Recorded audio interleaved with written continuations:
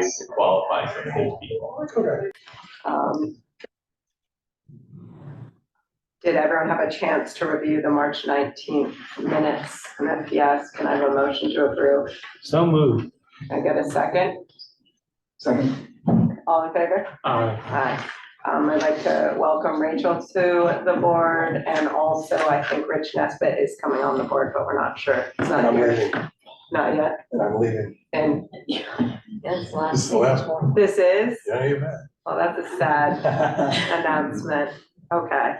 But hopefully we'll still have you at the end, the big meeting with all of us together, right? Yeah. Right. Okay.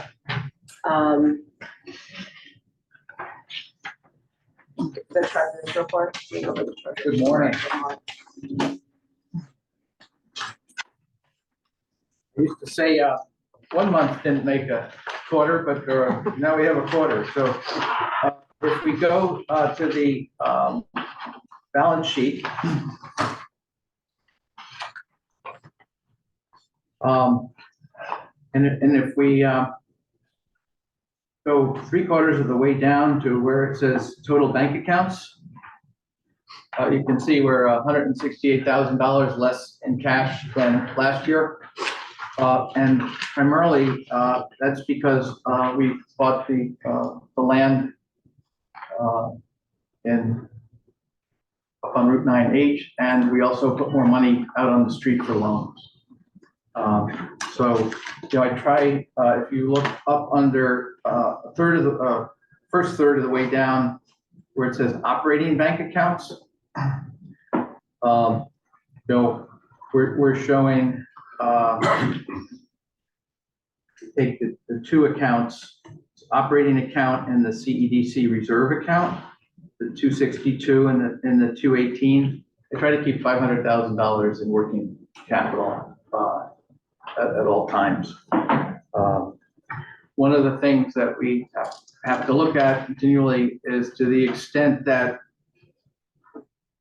we show a net positive income, how much of that is from the loan fund, which we keep putting back in the loan fund. And so it's not as if that cash right now, we're not taking any portion of the interest that we're collecting on the two loan funds for operations. And so other organizations like ours do take 8%. And so,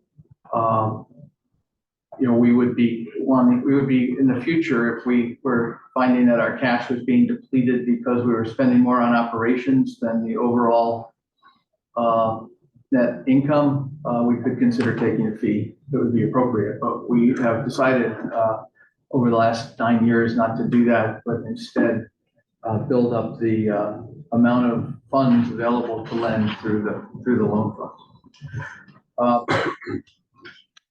If you we go down beyond where it says total bank accounts to other assets, we have the 4 Office of Community Renewal grants for Hudson Valley Creamery, Clock Estates, Return, and Kleinkill. Those are funds that have been advanced by the state to the county, and the county has granted them to us. And we have made loans to these 4 businesses. There's a corresponding liability so that if they meet the requirements of the loan over the 5 years, the loan is forgiven. And in the past, we hadn't created the corresponding entry, so we would take a forgiveness of indebtedness hit to income. Now those are complete in and out pass-through, so that really strengthens the balance sheet in terms of not having to write those off. We have already created the corresponding entry. Our accounts receivable, the technical assistance is it's the December 31st quarter that we've submitted a requisition for, plus the receivable for based on the accrual for the first quarter of 2024. Martha, when do we submit By the end of the month. by the end of this month, we'll submit that, and that'll get trued up based on actual versus the accrual.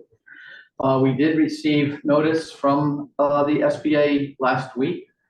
I believe we're going to get approximately $260,000, Correct. and it's about $10,000 less than last year.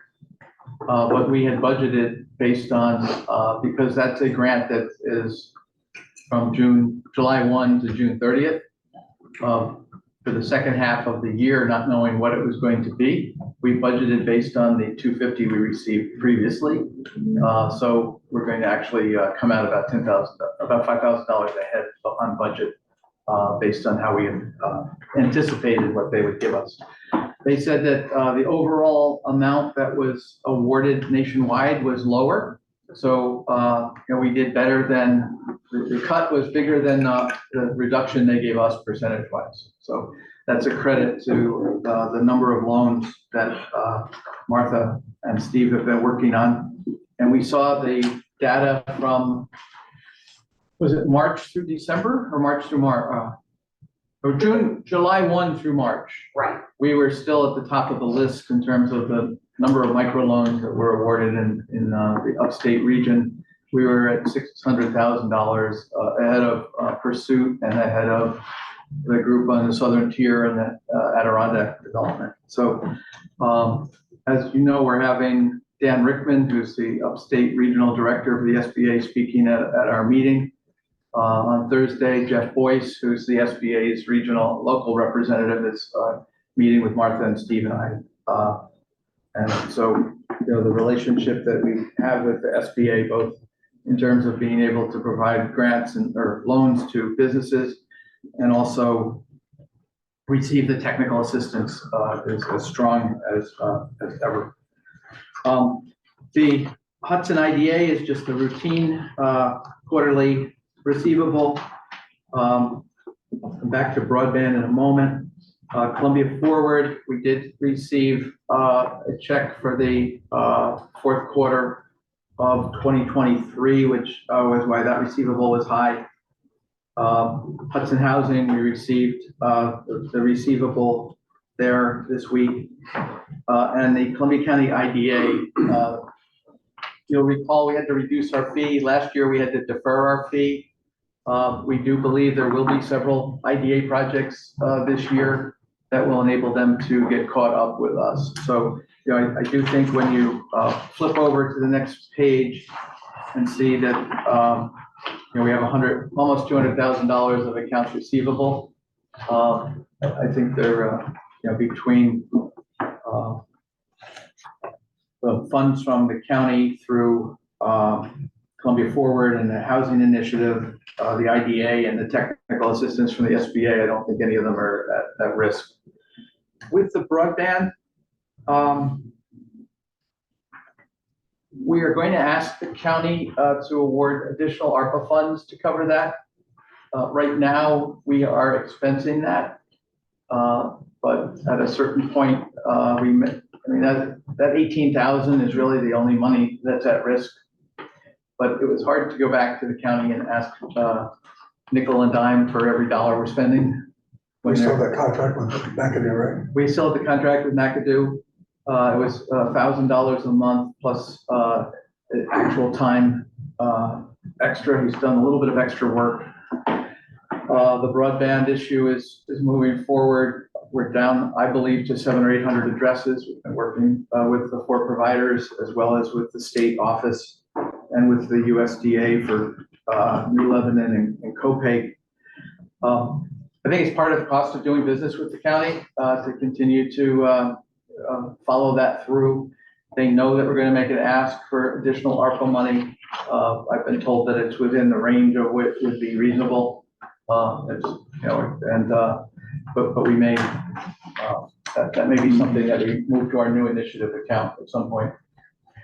Or there could be federal or state funding available to reimburse us. On the third page, you'll see that we're tax receivable from loan clients is up by $250,000. Again, the loans receivable on the SBA is up 300,000. So, you know, we've got $500,000 more in loans out on the street. As you know, we're doing those now at 7.75%. So when we look at our current assets, between the $500,000 in the loan fund and the receivables, we're up about $800,000, and we're down 100 on cash, so that gets us to the 703. Our fixed assets, you know, were adjusted at year end by the accountants. They actually went down because of accumulated depreciation. We do have on our books the 9H property at $232,000. Presumably that the county will let us know at some point whether they're still interested in maintaining that as a potential site for future development, or whether we should sell it. When you get down into the other assets, you know, it's basically we're down $17,000. These are really calculations that the accountants make based on the right of use asset, as well as the allowance for loan loss, which we increased this year. And there's also allowance for loan loss, both for the SBA and CEDC. Our grants receivable, we had the Angelo distribution loan, which was really a grant. They paid off, so it's zero balance on the balance sheet this year, but at this time last year, they still owed $8,000. Our accounts payable are, you know, $5,000 less than the last quarter. You know, our accrued expenses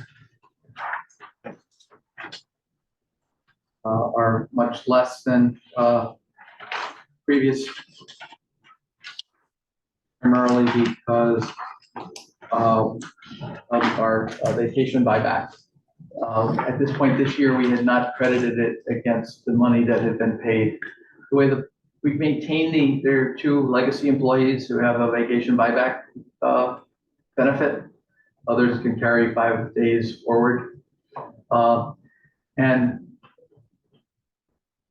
we accrue it under a vacation buyback, but it's paid out of payroll.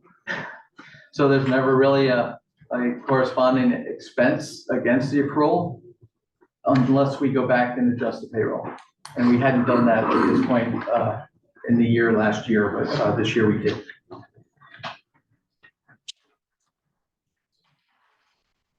Because our loans are up $300,000 with the SBA, it shows that we owe the SBA $300,000 more. We owe them $1.3 million. If we, I think, you know, Steve and Martha and I continually look at if we collapse the whole SBA program, I think we pick up about $700,000 based on the amount of, we have $285,000 in reserve, and we have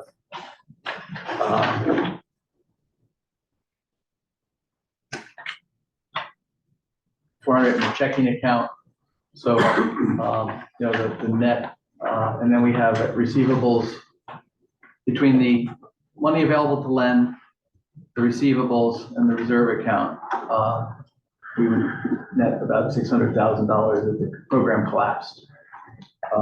Not that we expect it to, but you know, you always want to be sure that when that number gets, when you get to a point where you're owing them $1.3 million, you know, you could have 40% loss on the loan portfolio and still break even.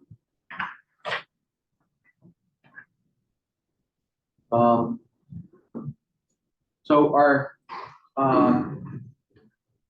net restricted assets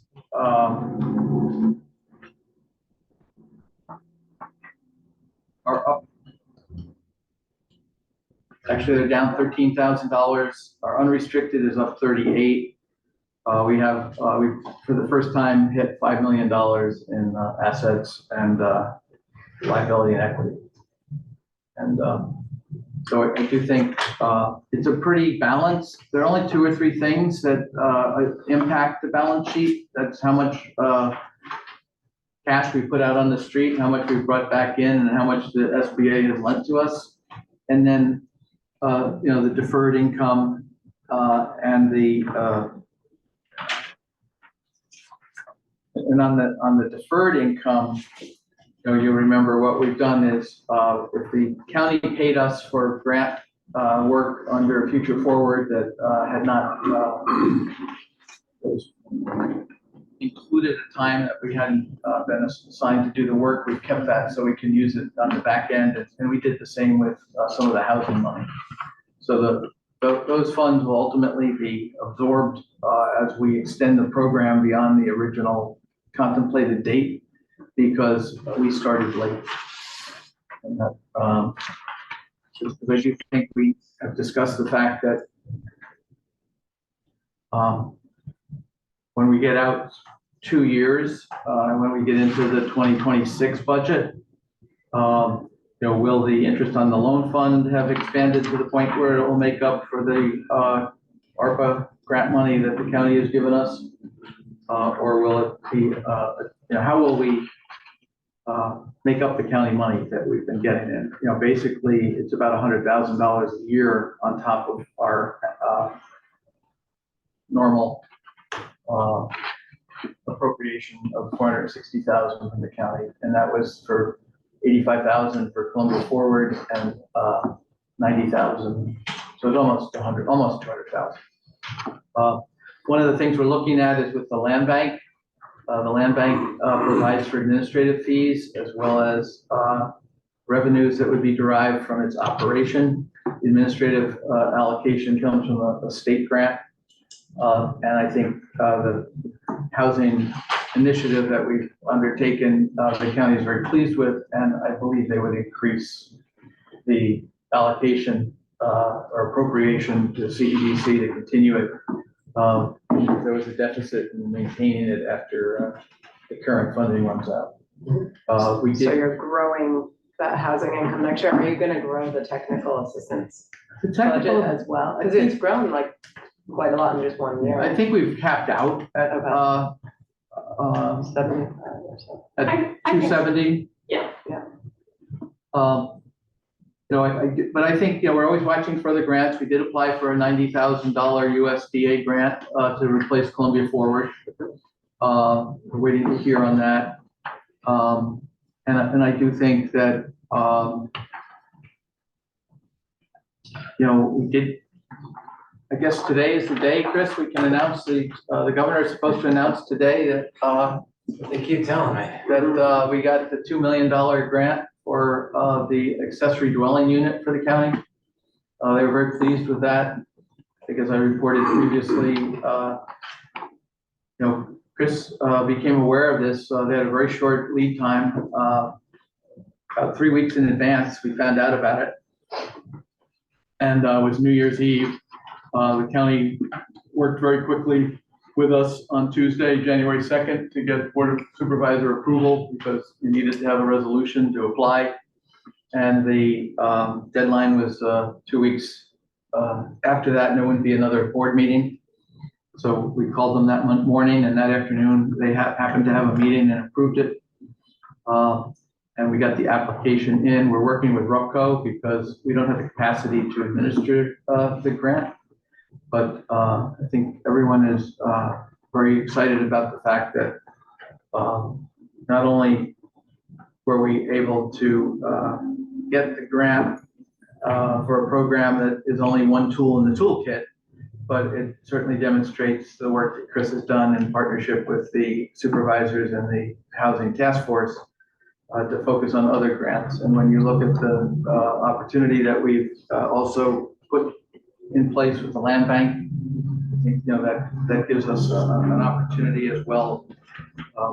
But I always worry about grant programs that are not evergreen, right? Yeah. I mean, and I remember when I was at the Center for Economic Growth, we had a 3-year grant for a business incubator, and at the end of the 3rd year, we had to work with each of the 3 people who were working there to get better jobs, and they did. But at the same time, we're pretty stable in terms of our core, and I do think, when you look at how we would, I think we need to put a couple scenarios together, but I'm pretty confident that the county would continue to fund the housing operation, and I think the USDA grant will help us maintain that Columbia Forward. And as we get further out and we revisit, staffing, I think there's a way to shift and ensure that there's no disruption in either anyone's career or service that we can provide. Great. Anything else to add? Any questions? Can I have a motion to approve the report? So moved. Second. All in favor? Aye. And on the P&L, we're $48,000 net income when we projected being -30, so we're $80,000 better than budget. Just about every expense category is down. We're down $25,000 on employee expense, but that's because we haven't replaced Jessica. Yeah. And we're still working on that. And on the income side, I'm not concerned. The administrative revenue is down, but we budgeted for collecting Office of Community Renewal administrative fees, which we have entitled to, but haven't requisitioned yet. And we do anticipate for each of the deals that the Hudson IDA or the county IDA close, we get a $10,000 fee. And there are several of those in the pipeline, particularly at the city. So I think we'll be over budget there. I do worry about membership. We have brought in $25,000.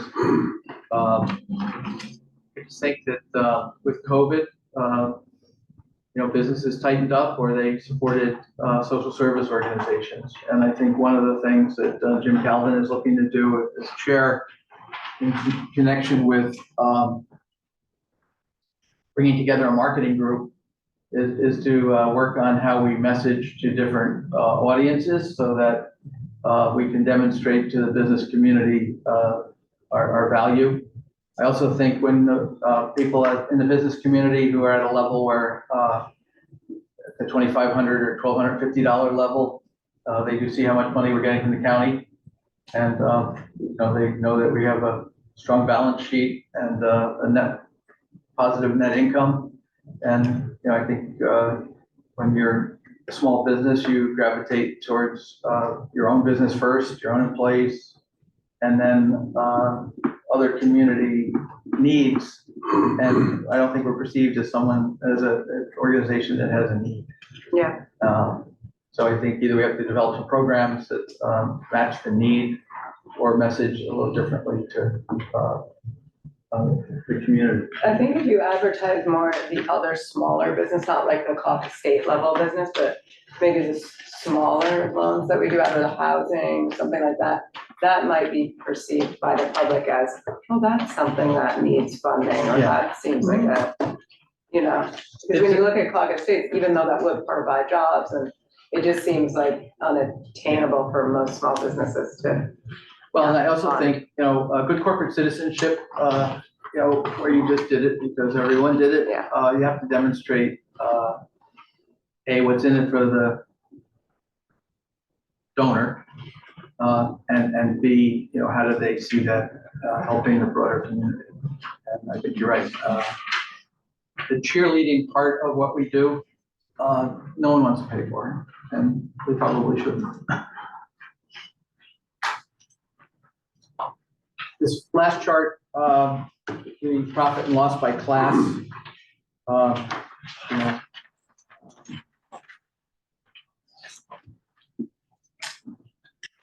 for a second page to that.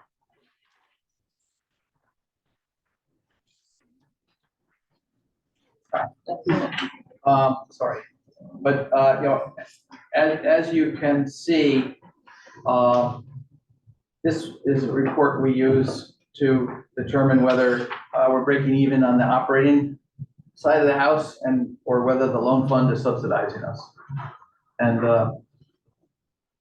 right now, the loan fund is not subsidizing us, but that's because we have, we're ahead of revenue overall, and we're below on expenses.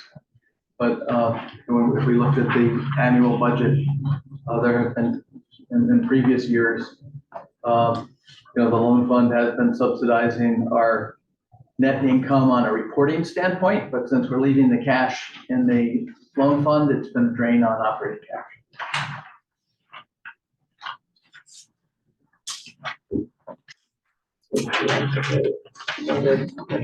Report in, but we gotta pass it along. You can just take another. Okay, we'll take another vote that we finished now, the report, the treasurer's report. Can I have a motion to accept the full treasurer's report? I will. Can I have a second? Second. Anyone opposed to this? All in favor? Aye. All right, passed. Now the portfolio report. Thanks, Martha. Sure thing. Loan client A, they're seriously in arrears and we received authorization from the board to rewrite that loan. We have a tentative loan closing scheduled for Friday. I know Andy Howard will be there and I know I will be there and I hope to God the client will be there. They're very hard to nail down. If they want to come and sign separately, Andy, do they have that option? Yeah. Thank you. Yeah. I'll be hounding them again. No later problem. today. Loan client B, there's been a change in their accounting department, so I'm just gonna reach out to the owner actually and ask him to send us a payment. And loan client C did send us one payment, but they are still 90 days past due and we're in touch with them and we'll contact them again. Are there any questions? Again, when you look at, total delinquency of, $5,000 on, 2-4. Yeah. 2.4 million. Yeah. Uh, Still good. And the biggest part of that is that like loan client A, Right. who was a much bigger problem at one point in our lives. That is correct. If you look at the total there, it's just over $30,000. At one point, they owed us 90. Yeah. And they, and certainly, they're going into their high season. So we're hoping that, And you feel hopeful about it or medium hopeful? I remain hopeful. it'll whittle down. I will say, I go there occasionally Yes, and they're packed. yeah. They are packed. Where is it? Where is it? Well, You can't say. Oh. They're going to executive session. That's how you have to meeting. Yeah. And you do have the option of going into executive session. We could discuss. Would you like to discuss it in executive? Is that needed or? I think we're okay. Yeah. I think we're- Yeah. You just want to know who it is, right? Yeah. That's how you have to meet. I forget. Yeah. And I'm sure either. One of the, we have to approve the portfolio. Yeah, we do have to approve the portfolio report. Can I have a motion to approve the So portfolio? moved. Second? All in favor? Aye. Anyone opposed? Karen? One of the things we're working on is a grant that the county received for $300,000 for a micro enterprise grant program. Martha and Steve have basically been working on it full-time for 3 weeks. It requires that we conduct a 4-week training program. There's maximum grant is $25,000. The grantee has to put in a 10% equity.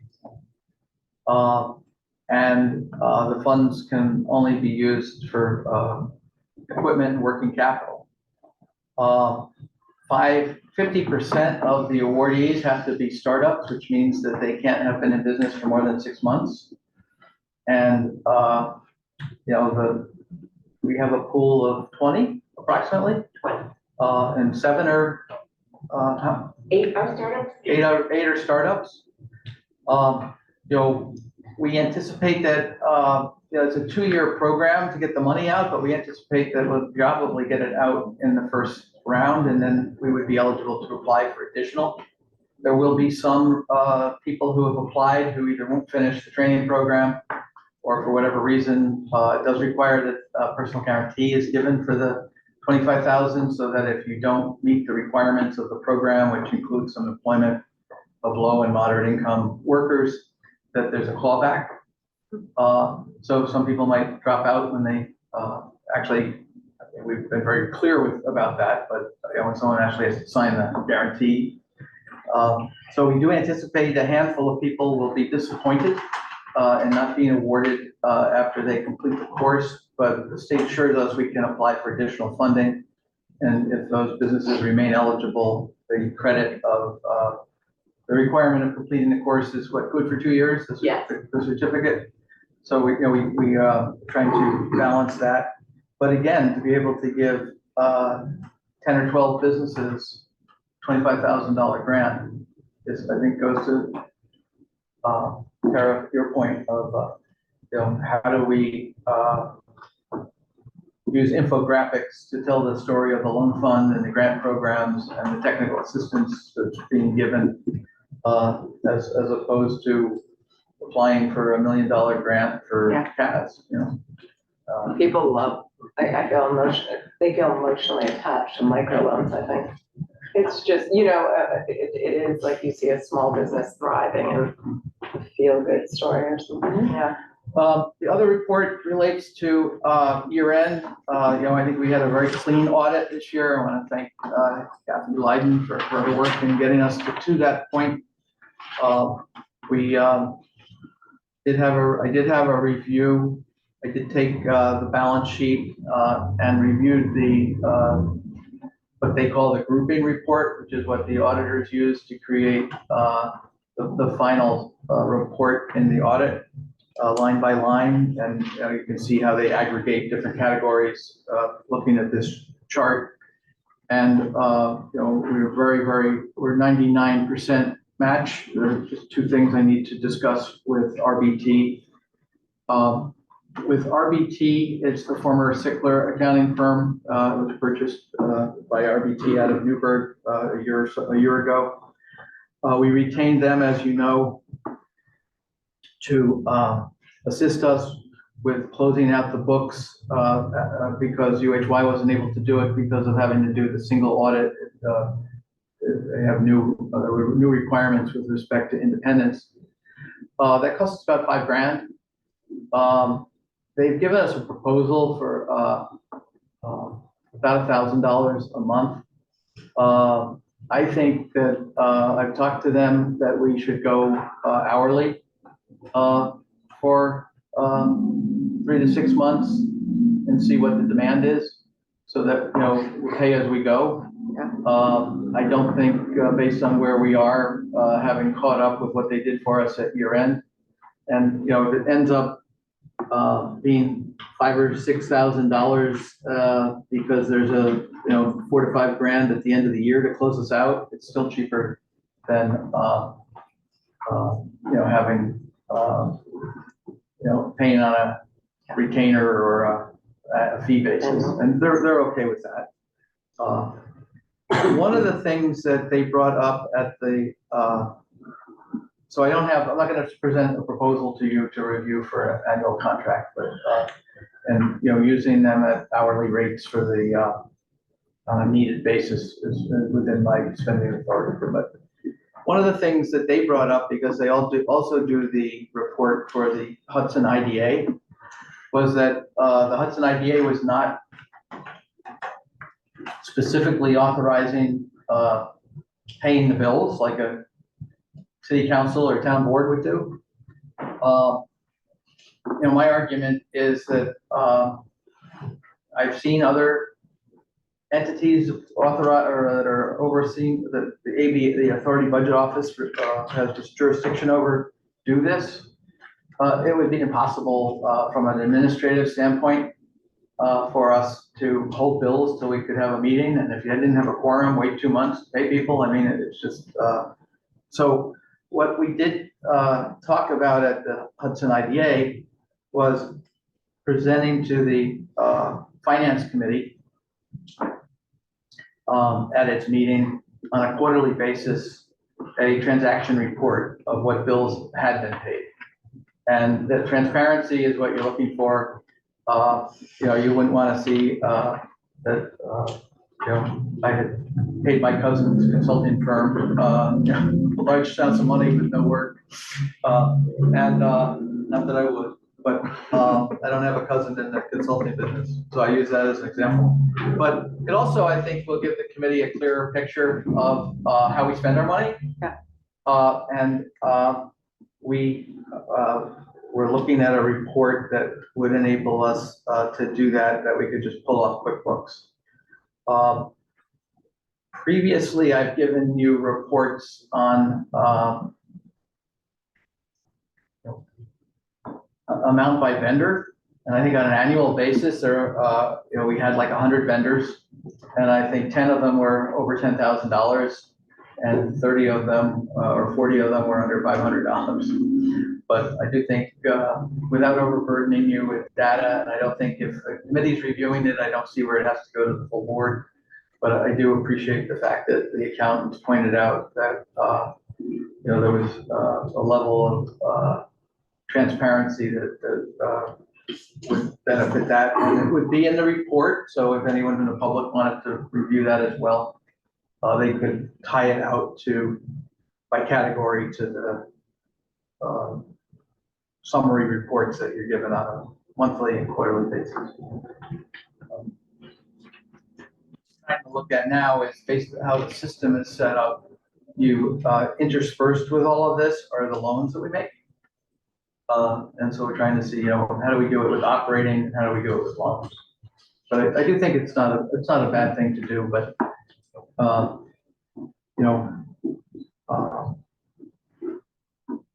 don't want to be in a situation where we're like, motion to approve the payment of bills. And I don't think, for instance, we've talked about this, I used to have to approve every bill, but my position is if we have a 5-year lease, you've already approved it. Yeah.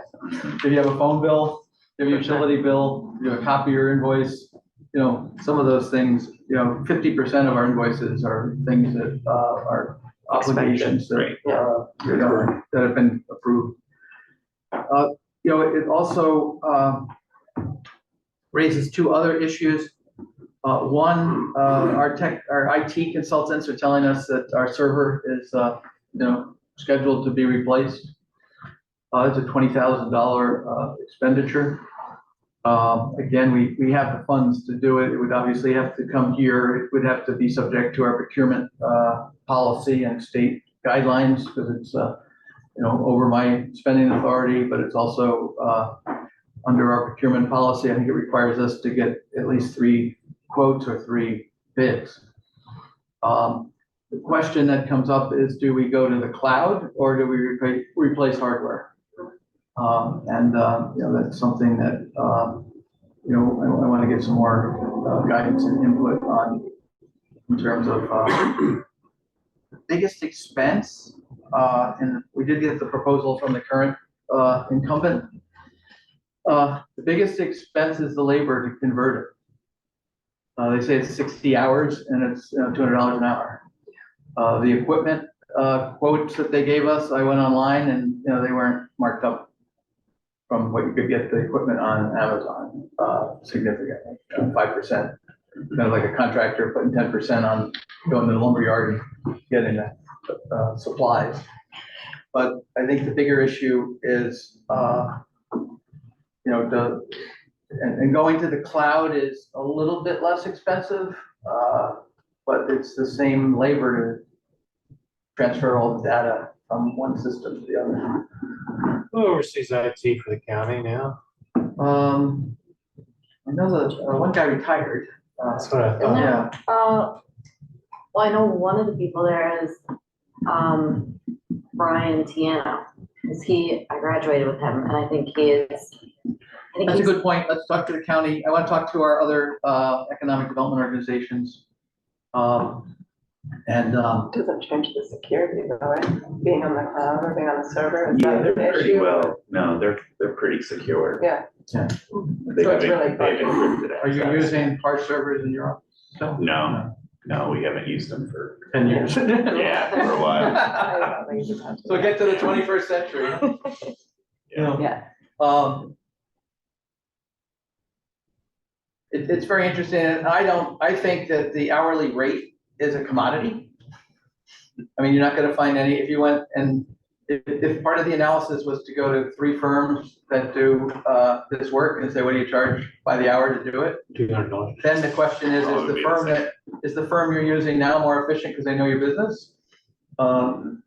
Or does somebody undersell you who is trying to get in the business and doesn't have capacity? Yeah. The biggest issue from the staff standpoint is you get comfortable with the sort of help desk. And, we know what the help desk service is from the firm that we've used for 20 years. You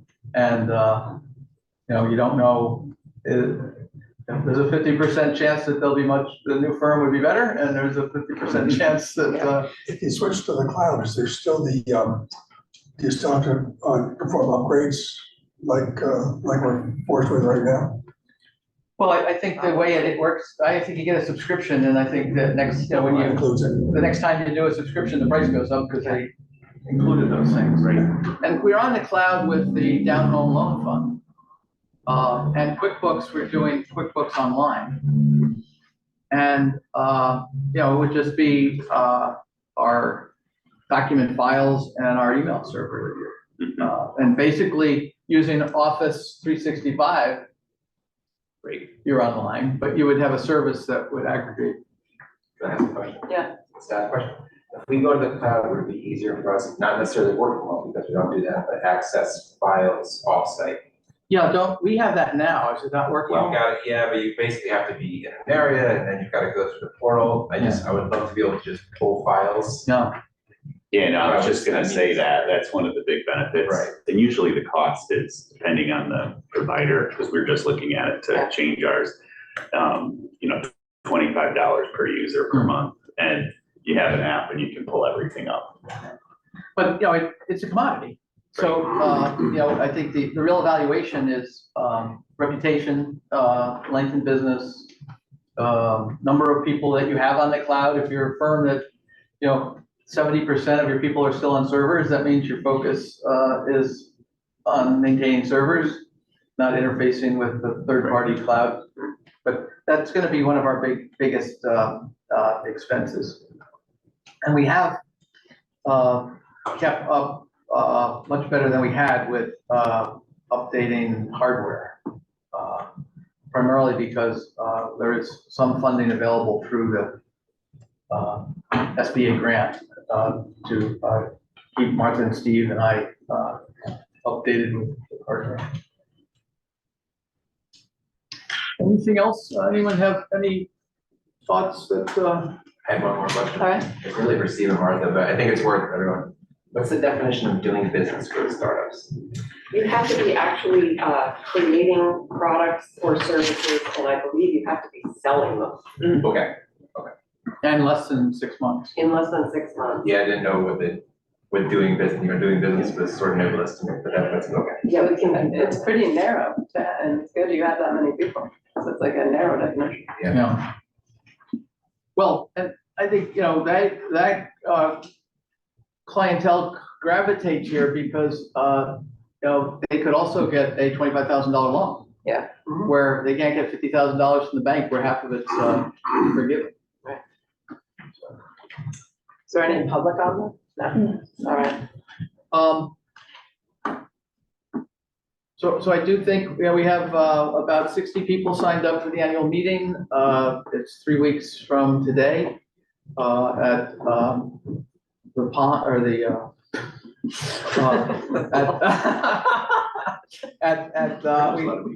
we looked there. It's too far away. We're at the what do we call it? The Green Point. It's the falls. The green. They call their venue the falls. And Chef Danielle is going to do the catering. It's going to be about 50% more than Kozel's when you're all done, which maybe is why they closed. Sponsors. Sponsorship is light. Yeah, how does all that, because I felt like most years because I mean, I'm RSVPing as a board member, but I felt like most years I got something in the mail about it, and I don't know if my staff just didn't give it to me. It has You a mean- sponsor.